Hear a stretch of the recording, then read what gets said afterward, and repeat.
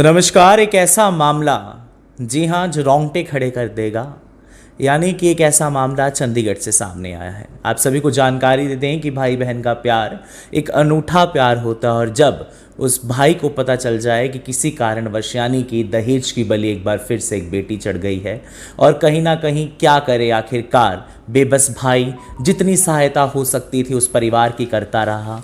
उसके परिवार के, यानी कि उस बेटी के ससुराल वाले उसे मारते थे, पीटते थे और कहीं ना कहीं गाली गलौज करते थे। भाई पर बार बार दबाव बनाए गए कि तू हमें पैसे दे दे, तो हमें ये कर दे, नहीं तो हम तेरी बहन को मारेंगे। और आखिरकार उन्होंने उसकी बहन को उससे अलग कर दिया, यानी कि उसकी बहन को उनसे जहर दिया है। जी हाँ, ये परिवार वालों ने आरोप लगाए हैं कि उसको एक ऐसा जहर दिया गया है जिससे उसके लंग्स और किडनी फेलियर कर दिए गए हैं, उसको ओवरडोज दे दिया गया, जिसकी पुष्टि मैं नहीं बल्कि वो फोरेंसिक की रिपोर्ट्स करती हैं, जो कि पोस्टमार्टम में सामने आए हैं। हमारे साथ एक वो भाई मौजूद है, समाज के सामने अपनी बात रखना चाहता है, लेकिन समाज के सामने कई कारणवश नहीं आ पाएगा। लेकिन उसके बाद ज़रूर हम आपको सुनाएंगे कि क्या कुछ मामला या क्या कुछ प्रकरण हुआ था उसकी बहन के साथ, क्योंकि उसने बड़े ही नाजों के साथ अपनी बहन का विवाह किया था। लेकिन जब भाई को पता चल जाए कि इस तरीके से उसकी बहन के साथ ये हुआ और उसकी बहन अब उस दुनिया में नहीं रही है, तो कहीं ना कहीं सवाल निशान खड़ा हो जाता है।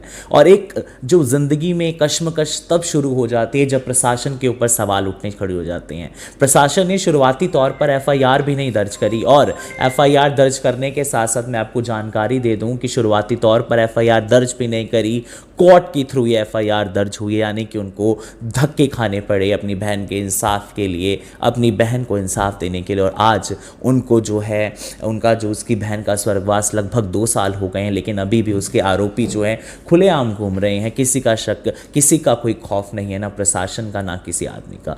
तो अब बातचीत करने का प्रयास करते हैं, उस व्यक्ति से जानने का प्रयास करके क्या नाम है सर आपका?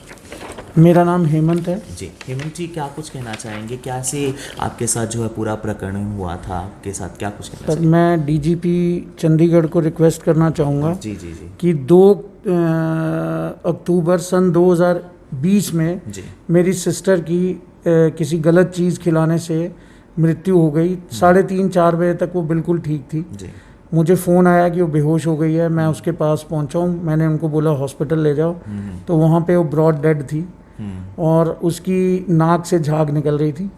और मैंने उसी समय कंप्लेंट की कि ये नेचुरल डेथ नहीं है, मुझे इसका पोस्टमार्टम कराना है। तो मेरे को इसके हस्बैंड ने वहीं पे ही मुझसे हाथापाई की कि हमने पोस्टमार्टम नहीं कराना, लेकिन हमने वो करवाया। पोस्टमार्टम में इसका एटीएन आया, एक्यूट ट्यूबुलर नेक्रोसिस, जो एक नेचुरल डेथ में नहीं आता, कोई मेडिसिन ओवरडोज या कुछ ऐसी चीज़ देने से आता है। अब आज तक मुझे डेथ का forensic report, cause of death नहीं दे रही है। मैंने पुलिस में कंप्लेंट की, इन्होंने कोई एफआईआर दर्ज नहीं की।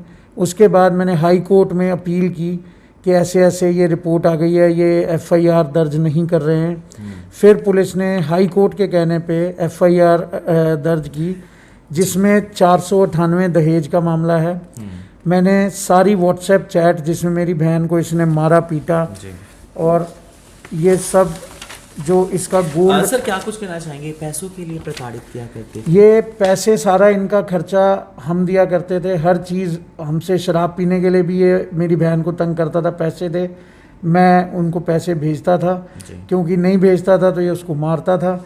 हम तो उसको बोल रहे थे कि तू डाइवोर्स ले ले।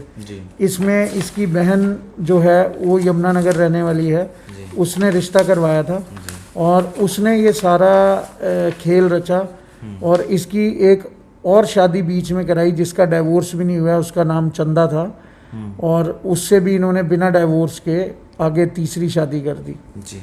और ये हमेशा डिमांड करते थे, सारी व्हाट्सएप चैट, मेरी बहन जिसको मारता था उसकी फ़ोटोज़ ये हैं, ये सब मैंने दी हैं पुलिस में, लेकिन इन्होंने अभी तक इस पर कोई कार्रवाई नहीं की है। तो मैं दिखाना चाहूँगा कि इस तरह की जो डोमेस्टिक वायलेंस की जाती थी उस बिटिया के साथ, मारा पीटा जाता था उस बिटिया को, बार बार धमकाया डराया जाता था, और कहीं ना कहीं उसके साथ कई बार सेक्सुअल असॉल्ट और मार पिटाई भी कहीं ना कहीं की जाती थी। तो पति शराब ज़्यादा पीता था। तो सर, इस बात की सूचना लगभग कितने साल हो गए थे उनकी शादी को? उनकी शादी को 6 साल हो गए थे और तो 6 सर ये साल पहले दिन से ही शुरू था सर? ये बस 6 महीने बाद से अपने रंग में आ गए थे जी। जी। और इन्होंने कुछ ना कुछ डिमांड करनी। इनका पहले वाली वाइफ से एक बच्चा था जो इसकी बहन के पास, सीमा के पास रहता था, उसका खर्चा मांगते थे ये। अच्छा। ये शराबी था, काम कुछ करता नहीं था, तो ये कहती थी कि अब तेरी जिम्मेदारी है, तू जहाँ से मर्जी पैसे ला। तो मैं उनको पैसे देता था यहाँ पे लोकल भी, और वहाँ अपनी सिस्टर को भेजता था, वो इसके हाथ से भी लेती थी। तो कहीं ना कहीं किसे एक्यूज मानते हैं, कौन इसमें मिला हुआ है? सारा परिवार इसमें मिला हुआ है, बहन भी इसमें मिली हुई थी, जो आपके सिस्टर के इन लॉज थे उसमें कौन कौन इन्वॉल्व है जो आपको लगता है? मेन इसका ब्रदर, लड़के का लड़का खुद, और इसकी सिस्टर, ये तीन तो बहुत ज़्यादा तंग करते थे, डिमांड करते थे। ये मेरी सिस्टर ने 2017 में महिला आयोग में कंप्लेंट करी थी, जो मैंने आरटीआई से कॉपी निकलवाई है, जिसके अंदर इसने ये लिखा है कि मेरा सारा गोल्ड मुझे मार पीट के छीन के ले गया मेरा देवर, और मुझे जान से मारने की धमकी देता है। वो ये कहता है कि घर पे तुम्हारा कब्जा नहीं होने दूंगा। तो इसका जो हस्बैंड था तब नशा मुक्ति में था, और ये समझ रहे थे कि इससे घर खाली करवा लें, और इसने मार पीट के जबरन सारा गोल्ड उसका ले लिया, जिसकी मैंने इससे डेथ के बाद भी डिमांड की, जो आज तक इन्होंने नहीं दिया है। लगभग कितना गोल्ड था? लगभग तकरीबन 10 तोले गोल्ड था। 10 तोले गोल्ड था।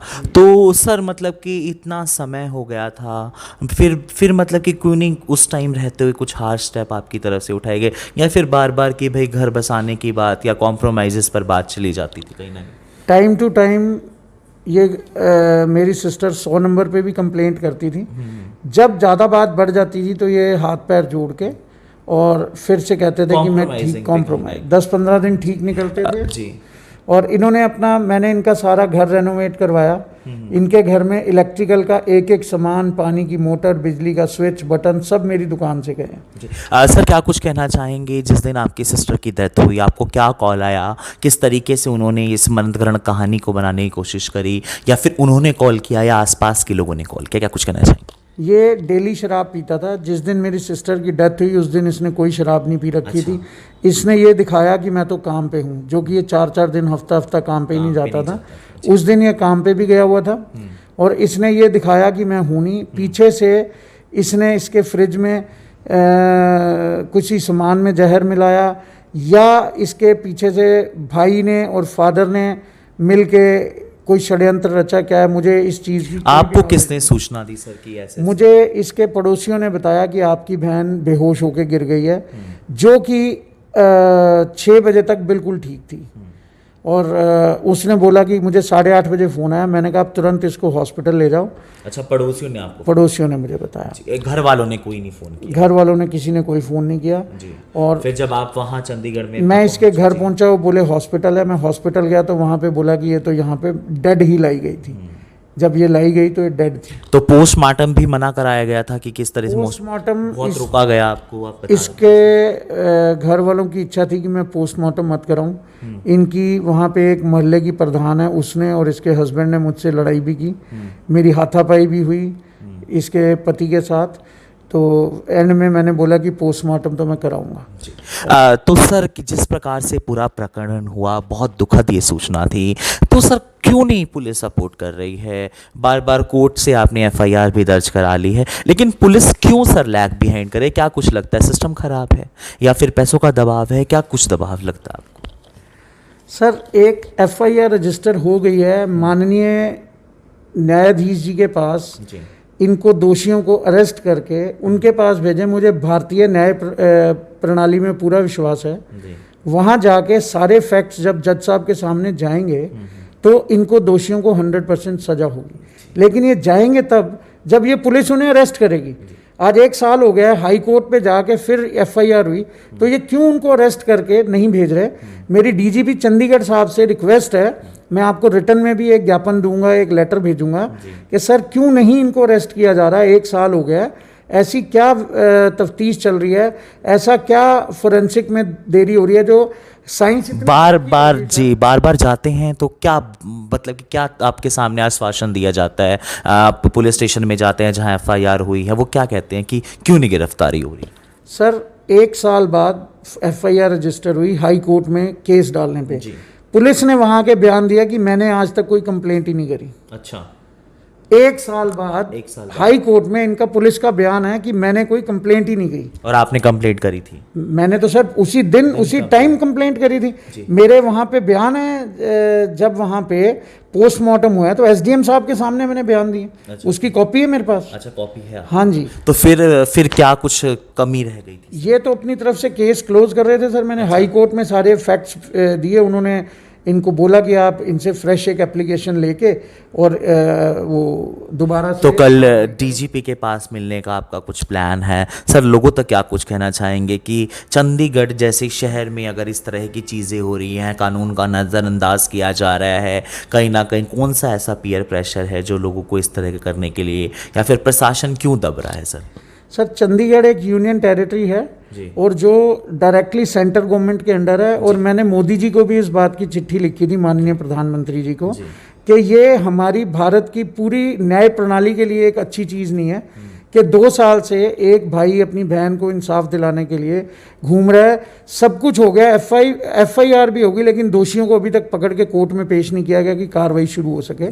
तो ये एक बहुत आम आदमी के लिए दिल तोड़ने वाली बात है। और लेडीज़ कहाँ सेफ हैं जब मेरी बहन खुद अपने हाथ से एक एप्लीकेशन लिख के और कंप्लेंट कर रही है और उसकी कॉपी मैंने निकलवा के दी है। मैं सारी उनकी जो दहेज मांग रहे हैं, गोल्ड ले रहे हैं, उसकी चैट तक दे दी। तो फिर क्या कारण है कि उनको अरेस्ट नहीं किया जा रहा? तो कहीं ना कहीं सवाल उठना लाजमी, और सवाल क्यों ना उठे, क्योंकि जिस सरकार ने बेटी बचाओ बेटी पढ़ाओ के नारे दिए, जिस सरकार ने महिला आरक्षण को अपनी महत्वता समझी, और जिस सरकार में कहा जाता है कि बेटियां सर्वोच्च स्थान हासिल करती हैं, आखिरकार ऐसी कितनी बेटियां होंगी जो दहेज की बलि चढ़ जाएंगी और कहीं ना कहीं दहेज उत्पीड़न के मामले में मारी जाएंगी? जी हाँ, डोमेस्टिक केसेस, डोमेस्टिक वायलेंस के केसेस घटने का नाम नहीं ले। सर, क्या कुछ और कहना चाहिए? सर, मेरी FIR नंबर 0153 है, जो 5 अक्टूबर 2021 में दर्ज की गई है, जिसमें धारा 304, 498 लगी हुई है। मेरी बार बार DGP साहब से रिक्वेस्ट है कि इसमें दोषियों की गिरफ्तारी करके इन पे मुकदमा चलाया जाए ताकि दूध का दूध और पानी का पानी हो सके। जी, तो कहीं ना कहीं जो सरकारें हैं, सरकारें तमाम जो वादे करती हैं, लेकिन हर बार बेटियां जो हैं दहेज की बलि चढ़ जाती हैं। आखिरकार समाज को क्या हो गया? कब हमारा समाज सुधरेगा और कब बेटियां जो हैं अपने आप को महफूज और सुरक्षित अपने ससुराल में समझेगी? DGP हरियाणा से भी हमारी रिक्वेस्ट है कि इनके केस को जल्दी से जल्दी फॉरवर्ड किया जाए। तो कहीं ना कहीं इंडस्ट्रियल एरिया जो पड़ता है उसमें इन्होंने अपना जो है केस दर्ज कराया। जो भी इस वीडियो को, इस खबर को देख पा रहे हैं, शेयर ज़रूर कीजिएगा, इंसाफ के लिए ज़रूर शेयर कीजिएगा, क्योंकि ऐसी तमाम बहनें हैं, वो आपकी भी बहन होगी, मेरी भी बहन है, और समस्त जो IBN 24 का परिवार है, इनके न्याय के लिए इनका साथ ज़रूर देगा। जो भी इस वीडियो को, इस खबर को देख पा रहे हैं, शेयर ज़रूर कीजिएगा। ये फॉरेंसिक की रिपोर्ट्स हैं, हम आपको दिखाना चाहेंगे, जिसमें कि जो है वो ड्रग का नाम लिखा है, जिसकी ओवरडोज के कारण ATN जो ओवरडोजेस दी गई है, और बताया ये जा रहा था कि ये जो डोज है ये इनका ससुर लिया करता था और उसकी ओवरडोज देकर इसकी बहन को दिया गया, और उसके बाद जो है उनकी एक तरह से कहते हैं कि गैर जिम्मेदाराना तरीके से जो है उनकी मौत हो जाती है। जो भी इस वीडियो को देख रहा है, शेयर ज़रूर कीजिएगा। अब मुझसे हमको दे दीजिए इजाज़त। तमाम बड़ी खबरों के लिए बने रहे IBN 24 के साथ। नमस्कार। अब यहाँ तक आ ही गए हैं तो हमारे चैनल को सब्सक्राइब जरूर करें और नीचे दिए गए बेल आइकन को जरूर दबाएं ताकि हर खबर सबसे पहले पहुंचे आप तक।